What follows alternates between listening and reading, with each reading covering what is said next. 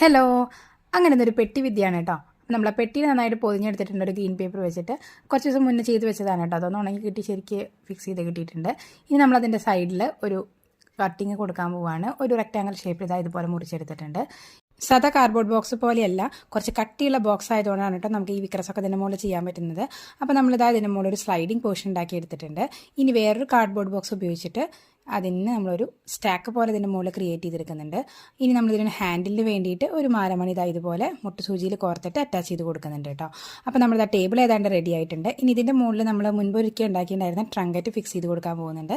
പിന്നെ കഴിഞ്ഞ ദിവസം ഉണ്ടാക്കിയ ആ ഒരു ക്രാഫ്റ്റും ഇതിൻ്റെ മുകളിൽ ഞാൻ കുറച്ച് ഭംഗിക്ക് അറ്റാച്ച് ചെയ്ത് കൊടുക്കുന്നുണ്ട്. പിന്നെ അതിൻ്റെ മുകളിലത്തെ വേക്കൻറ്റ് സ്പേസ് ഫില്ല് ചെയ്യാനായിട്ട് ഒരു സോപ്പും പെട്ടി എടുത്തിട്ട് അതിൻ്റെ ഉള്ളിൽ ഒരു ഓർഗനൈസർ പോലെ ഉണ്ടാക്കിയെടുത്തിട്ടുണ്ട്.